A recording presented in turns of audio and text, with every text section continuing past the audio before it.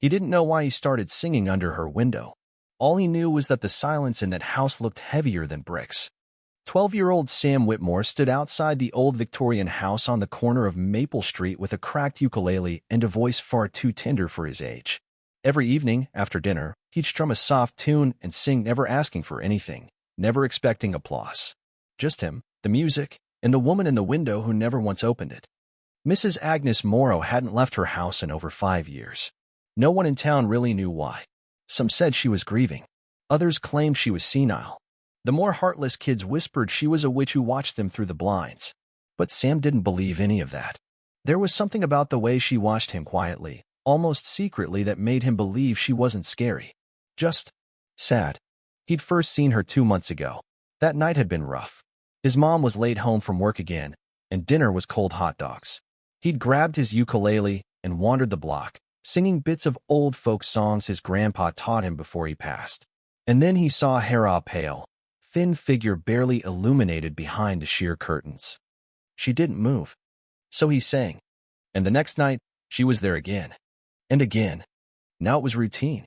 Every night at 7:15 sharp, Sam stood beneath her window and played a song. Some were happy.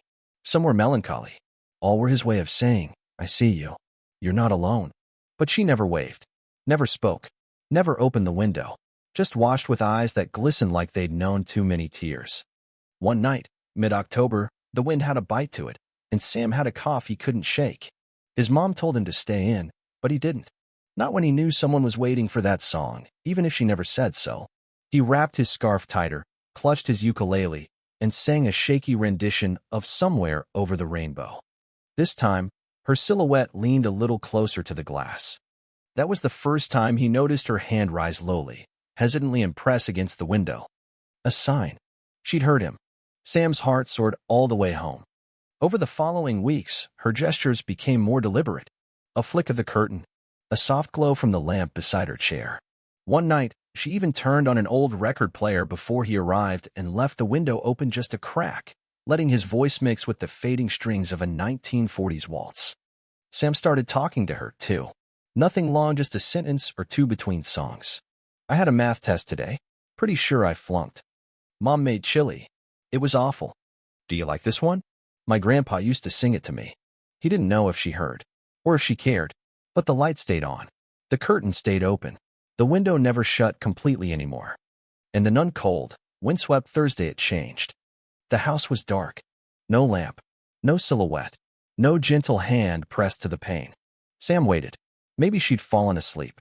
Maybe she was just running late. He played anyway. A slow, trembling lullaby he wrote himself, about stars and grandmothers and the way the moon never lets you feel alone. Still, no light. He left slowly, turning back twice, hoping the window would flicker awake. It never did. The next evening, he returned earlier, 5 minutes before his usual time. Still nothing. But something was different. There on the porch step sat a small envelope with his name on it, in a looping, elegant script. Sam. He froze. His breath caught somewhere in his chest. Carefully, reverently, he picked it up. The paper smelled faintly of lavender and dust. The ink was a soft, faded blue. With trembling fingers, he unfolded it and read. "Dear Sam, I've watched you for 63 nights. You sang to me when no one else remembered I was still here. You reminded me that beauty can exist even in silence. That music can find its way through the thickest fog of grief. I wasn't always this way. Once I danced. I laughed. I lived. My husband used to play the piano while I sang. He passed 8 years ago. Since then, my house has been full of ghosts. Not the scary kind. The quiet kind. The ones made of memories and dust. But you brought me back to life, little by little. Your songs, your courage have healed something I didn't know was still bleeding. I am leaving tomorrow. My sister has invited me to stay with her in Maine. She has grandchildren your age. I think I'm ready to be around laughter again. I wanted to say goodbye. And thank you. You changed me, Sam Whitmore. Keep singing. Always. With love. Agnes Morrow." Sam sat on the porch, tears slipping silently down his cheeks. He clutched the letter to his chest, staring up at the now empty window. She was really gone. But somehow, she hadn't left him at all. He didn't sing that night. He just sat and listened to the wind, to the silence, to the memory of a voice he never heard, and a connection he'd never forget. Sam didn't go back to her porch the next night, or the night after that. For the first time in 2 months, 7:15 p.m. came and went without his ukulele strings humming beneath the dying sun. Maple Street grew quieter, emptier somehow, like it too noticed her absence. The letter stayed folded in his pocket, every day creased, smudged, warm from being pressed to his chest whenever he missed her most. He read it again and again, until the words felt like a lullaby of their own. But part of him couldn't let go of the window. He still walked past her house on his way home from school, slowed down a little, glanced up, just in case. One afternoon, nearly 2 weeks after she'd left, he found the for sale sign planted in the lawn like a gravestone. Fresh white paint covered the porch. The curtains were gone. So was the chair in the window. He felt like someone had erased her. That night, Sam finally picked up his ukulele again. But he didn't go to Maple Street. Instead, he sat on the back steps of his own house, under the porch light, and sang softly to the stars. His mom came out and stood in the doorway, arms crossed, listening. "You miss her?" she asked. He nodded, still strumming. "She left you something real special, kid. Not a lot of people get to matter to someone like that." "I didn't do anything. I just sang." His mom smiled sadly. "You showed up. That's more than most people do." Sam didn't reply. He just kept playing, and somewhere inside him, something quiet began to shift. Winter came early that year. Frost painted the sidewalks. Sam's fingers grew stiff, and his ukulele spent more time inside than out. But the songs never left him. Something had been planted in Himby Agnes, by her silence, by that letter, and it was starting to grow in ways he didn't fully understand. One Saturday morning, he walked into the Willow Creek Assisted Living Center with a ukulele on his back and his heart in his throat. "Are you visiting someone?" the nurse at the front desk asked. Sam swallowed. "No, I want to sing." She blinked. "Sing? For the residents? If that's okay. I used to sing for someone. She doesn't live around here anymore." There was a long pause, then a slow smile. "We've got a piano room down the hall. I think they'd like that." The room smelled of lemon polish and old paper. Light filtered in through sheer curtains, much like the ones Agnes used to sit behind. At first, only 3 residents wandered in. One with a walker, one in a wheelchair, one who asked Sam if he was her grandson. He sang anyway, a soft version of Edelweiss. Then Can't Help Falling in Love. Then a silly folk song that made one man laugh so hard he nearly dropped his tea. By the 4th visit, the room was full. Some sang along. Some cried. Some just closed their eyes and swayed to the melody. And for each of them, Sam imagined there might be a letter waiting to be written, or a heart waiting to be remembered. One day, as he was packing up, a nurse approached him with a folder. "Mrs. Morrow sent us this," she said gently. "She asked that we give it to you." Sam's hands shook as he opened it. Inside was a photo eloped and grainy of a much younger Agnes, laughing on a beach with a man behind her at the piano. There was a small envelope, too. Inside, "Dear Sam, I didn't forget you. Maine is beautiful, and I am learning how to be a person again. I smile more now. I even danced last week. Just once. But it counts. I hear music and everything lately, rain on the roof, wind in the trees, the sound of my niece laughing. It's because of you. I wanted to send you a photo of me and Harold. That was our honeymoon. He played, I sang.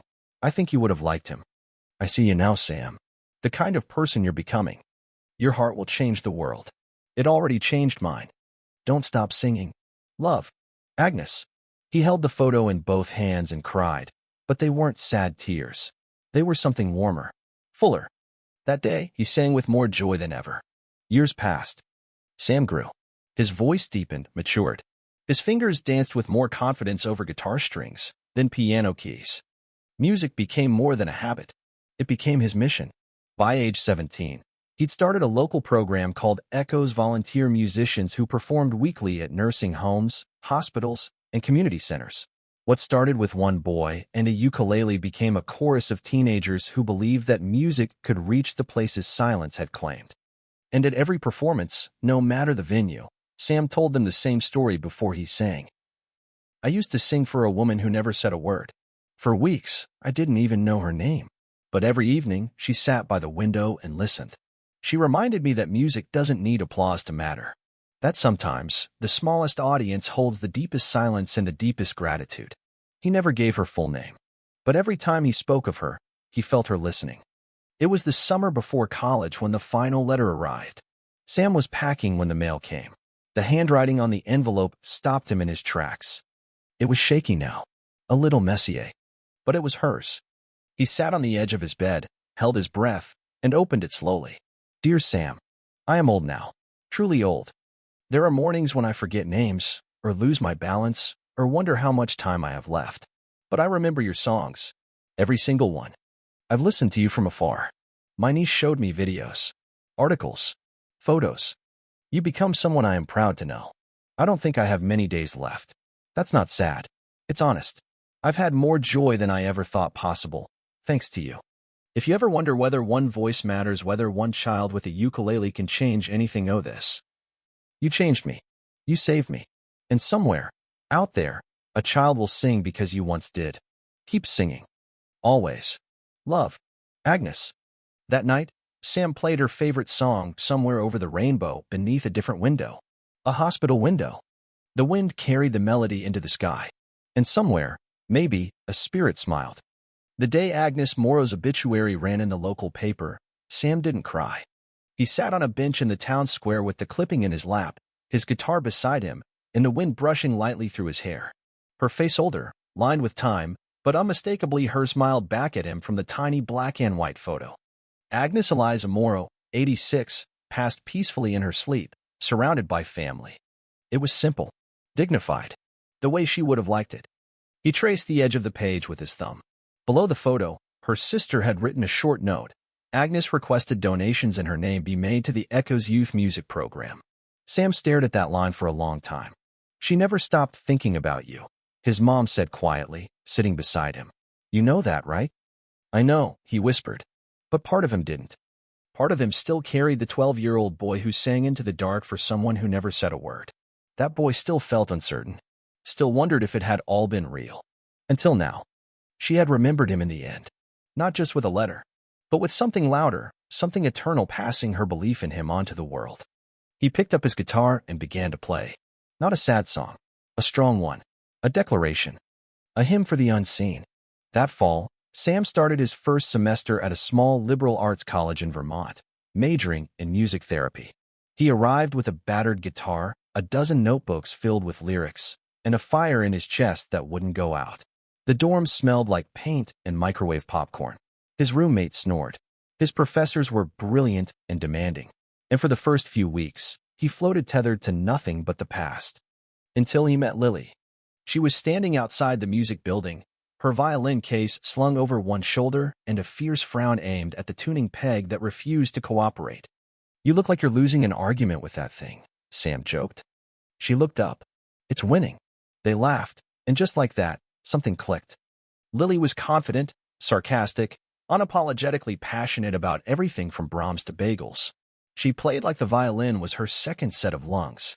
And when Sam told her about Echoes, about Agnes, about the porch window, she didn't blink. She just said, so when are we starting the college chapter? It hadn't occurred to him. But it made perfect sense. By the second semester, Echoes U was born as student-led outreach initiative bringing music students into senior homes across Vermont. Every Saturday morning, they piled into vans with instruments and smiles, traveling to towns forgotten by the interstate, but still humming with life. One day, after a concert in an old converted church, Lily asked him something unexpected. Do you ever wish she had said something sooner? Sam blinked. Agnes. Yeah. I mean, you sang to her for months. She could have waved. Come outside. Told you something. He looked down at his hands. Callous now. Stronger. No, he said quietly. She said what she needed to. And when she did, it mattered more because of the weight. Lily nodded. That's kind of beautiful. Sam shrugged. Some songs take time. By his third year, Echoes had grown into a full nonprofit. It had chapters in 3 states, sponsors from local arts foundations, and a small grant from the state education board. Sam was busier than he'd ever been traveling, mentoring, organizing. He gave TEDx talks about the power of youth and song. He spoke at hospice conferences. He even got a letter from the governor thanking him for his continued dedication to the dignity and emotional well-being of our elder citizens. But none of it changed the way he felt when he stepped into a nursing home with his guitar. He was always 12 again, always standing beneath a window, singing into silence, hoping it would reach someone. It was in a hospice facility in Montpelier that he met Ruth. She was 94, sharp as a tack, and wildly inappropriate. "You look like my first husband," she declared the moment he stepped through the door. "Except you've got more hair and less shame." Sam laughed so hard he almost dropped his guitar. She insisted he sit next to her bed while she recounted stories about Paris, Prohibition, and a narrow escape from a bear during a camping trip in 1947. "Sing me something sad," she said after a while. "I like to feel things." He played Hallelujah. She cried. Then she slapped his hand and told him to play something that didn't make her want to die faster. He played You Are My Sunshine. She sang every word. Ruth passed 3 days later. Her daughter sent Sam a letter. She said you reminded her of what life felt like when it still had music in it. Sam pinned that letter beside Agnes's on the bulletin board in his apartment. He kept a folder now, a growing one. It was filled with moments notes, drawings, photos, proof that what he did mattered, that the echoes he created were real. Years passed again. The boy with the ukulele became a man. He wore dress shirts and sported a scruffy beard. He sat in boardrooms and pitched ideas to sponsors. He trained hundreds of young musicians across the country. He even gave a commencement speech once, where he ended with the words, "Never underestimate the quiet ones behind the curtains. Their silence is not absence. It is waiting. It is hope. Sing to them. Always." But every year, on October 14th day, he received Agnes's first letter returned to Maple Street. The house had new owners now, a couple with twin girls and a golden retriever. Sam never told them why he stood on the sidewalk and played a single song into the dusk. He didn't have to. The window still faced west. The wind still carried the melody. And in his heart, he always felt her listening. Sam was 34 when he got the call. It was late March, and the cold still clung to the air like a forgotten scarf. He was sitting in his office modest, lined with music books and sketches from students when his phone buzzed. The voice on the other end was soft, uncertain. "Mr. Whitmore? You don't know me. My name is Clara Lang. I'm Agnes Morrow's great-niece." He straightened. The name hit him like a long-forgotten chord. "I was cleaning out some old storage boxes at my aunt's place in Maine," she continued. "We're turning it into a community space for the arts. And I found something you should have." Within the week, a package arrived. Inside was a small wooden box with a brass latch. It smelled of cedar and lavender. Inside, Agnes's journal. There was a note. "She wrote about you. Almost every day. I think she wanted you to know that her silence was never emptiness, it was reverence." Sam spent hours reading. Each entry was dated, many from the days she sat at the window. The handwriting was neat at first, gradually growing shakier with time. August 19th, he sang again tonight. I don't know his name, but his voice I haven't heard anything that pure since Harold passed. I don't deserve it, but I can't look away. August 25th, I wanted to wave. I lifted my hand, but stopped. Why would a boy like that want to see an old ghost waving back? September 3rd, he spoke to me today, told me about a math test. I wanted to answer, to say he'll be fine. But I'm afraid if I open the window, the spell will break. October 14th, he sang Somewhere Over the Rainbow. I cried so hard I had to move away from the glass. I wish he knew. I wish I could tell him that his voice reached the deepest part of me. Sam wiped tears from his cheeks as he turned the pages, the words building like a song in themselves, fragile, brave, aching. In the final entry, dated the night before she left, she wrote, "Tomorrow, I will go, but I will not disappear. Because of him, I remembered how to live. If there is a heaven, it sounds like his voice." That spring, Echoes launched its most ambitious project yet, the Agnes Project, a music and storytelling initiative that paired youth with seniors to record their life stories and transform them into original songs. Sam stood at the opening ceremony, gazing out at the audience, hundreds gathered under a white canopy in the center of Willow Creek. Beside him stood Lily, now co-director, and Ruth's granddaughter, Mia, now a volunteer musician. He looked at the faces of strangers and saw traces of those who had shaped him: Agnes, Ruth, his mother, his students. He stepped up to the microphone and spoke. "No one clapped the first time I sang," he began, his voice steady. "No one smiled. No one even waved. But someone listened, and that was enough." He reached for his guitar. "This one's for Agnes." The first chord rang out like the sun breaking through clouds. And for the first time, Sam sang her song. Agnes's song. There's a window on Maple where silence once stayed. A boy with a voice and a debt never paid. He sang through the quiet, through curtains drawn tight. And love bloomed in echoes that carried the light. She never waved, never called out his name. But he sang just the same, in the wind and the rain. And behind every note, she remembered her youth. Each chord a confession, each lyric a truth. He was 12 with a heart open wide to the sky. She was 80 and fading, still too proud to cry. But music, like magic, refused to grow old. It stitched them together in stories untold. When the final note faded, the crowd rose in silence, not for applause, but in respect, in understanding. Sam looked skyward. There was no window anymore. But he could still feel her. Years passed again. Sam married Lily beneath a canopy of maple trees. They sang their vows, naturally, with students of echoes playing backup strings. They had 2 children, Olive and Joan, who grew up sleeping to lullabies once sung to a woman they would never meet, but whose portrait hung in their living room. By the time Sam turned 50, Echoes had reached 10 countries. He never chased fame, but it found him anyway. A documentary about his life aired on PBS, The Boy Who Sang to a Window. It earned awards. But more importantly, it inspired chapters of Echoes to form in places he'd never stepped foot. People wrote letters. From Iowa. From India. From nursing homes in Belgium. A boy in Brazil sent a video of himself playing Somewhere Over the Rainbow on a cracked guitar. Each one whispered the same message. I sing because you did. The final chapter of Sam's life came quietly. He never stopped performing, even when his hands shook and his voice cracked. In his 80s, he returned one last time to the house on Maple Street. The new owners had painted it blue. The porch was covered in flowers. They invited him in. And in the back room, the one with the big western window, stood an old wooden chair. This belonged to the original owner, they said. We couldn't bear to get rid of it. Sam ran his fingers along the worn armrests. That night, he sat beneath the window with a small crowd of neighbors gathered around. He played the song. Softly. Slowly. Then he stood, took a deep breath, and finally said goodbye. When Sam Whitmore passed, the world did not go silent. Instead, it sang louder. Churches and schools and senior homes all held tributes. Students across the world performed his songs in his honor. But the most powerful tribute came from a single boy, 12 years old, standing outside a quiet house, with a ukulele in his hands, and a woman watching through the window. They say old age creeps in like fog, soft at first, almost gentle, until one morning you wake and the world feels like it's grown too big for your bones. I felt that the day Harold died. He'd been playing the piano, Beethoven's Moonlight Sonata. His fingers still moved with grace, though his joints had long since stiffened. Then he stopped mid-note, exhaled once, and leaned back in his chair. That was all. No dramatic final words. No parting kiss. Just silence. It moved in that day and never left. For the next 8 years, I lived in a house full of ghosts.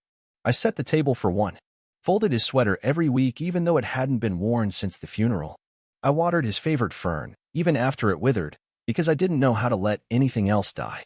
Neighbors stopped coming by after the first year. Grief has a smell, I think. Not bad, just lonely. People catch a whiff of it and back away slowly. But the boy didn't. The first time I saw him, I almost called the police. I thought he was a teenager up to no good, strumming outside my window. But then he sang. It was shaky, unsure he'd missed a few chords and cracked on a note, but it had heart. I froze behind the curtain, hands still holding the phone. And I listened. It was the first real sound my house had heard in years. I told myself it was a one-time thing. But the next night, he came again. And the next. I watched him closely. He had soft, uncertain eyes. He wore shoes 2 sizes too big, and sang like someone who didn't care if anyone clapitas if the singing was for him as much as anyone else. I remember when I realized he was doing it for me.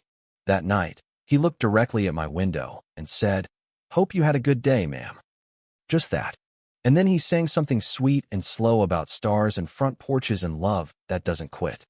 I didn't sleep that night. Not because I was sad. Because I felt seen. I wanted to wave. Every night, I sat in my chair, hand hovering near the curtain, breath held in my throat. But fear is louder than longing. I was afraid he'd stop if he knew I was watching. Afraid he'd see an old woman with gray hair and too many regrets and think, she's not worth singing to. So I stayed hidden. Until I couldn't.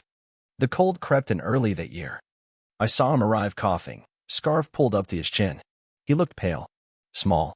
He played anyway, somewhere over the rainbow. It was Harold's favorite. That was the night I touched the window. Just once. Palm against the cold glass. I don't know if he saw, but it was the bravest thing I'd done in years.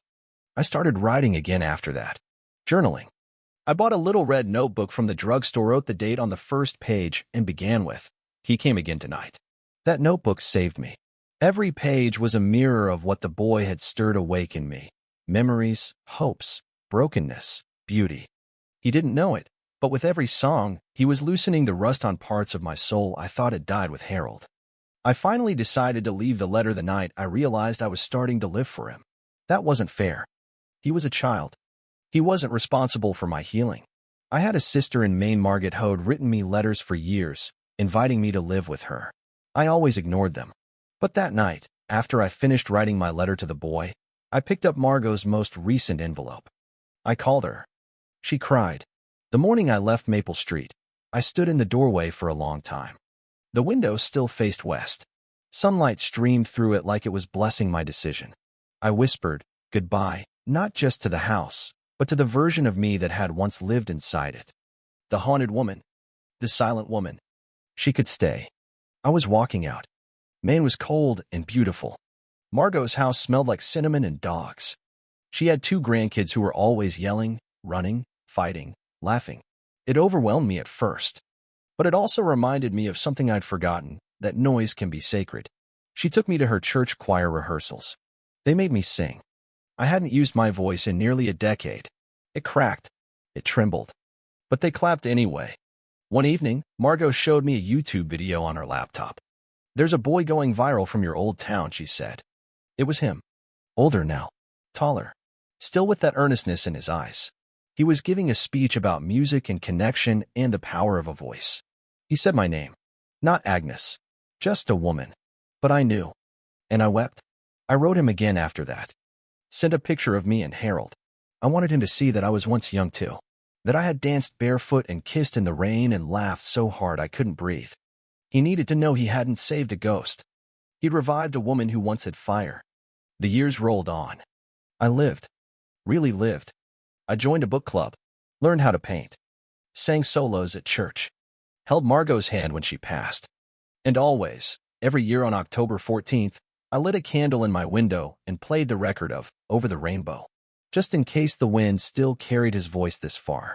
In my final days, when my hands couldn't write and my voice cracked too much to sing, I asked Clara to send him the journal. I wanted him to see the other side of the curtain, to know that his songs had roots, that they'd taken hold, that I felt them, that I heard him. They say when we die, we leave behind only what we've given away. If that's true, then I go holding only gratitude. Gratitude for a boy with a ukulele. Gratitude for music that heals. Gratitude for the second chance I didn't think I deserved. Now, if you ever pass by that old house on Maple Street and see the window glowing at dusk, listen closely. You might hear a song echoing faintly on the wind. And if you're lucky, if you're very, very lucky, you might hear her voice too, singing harmony. From the other side of the glass.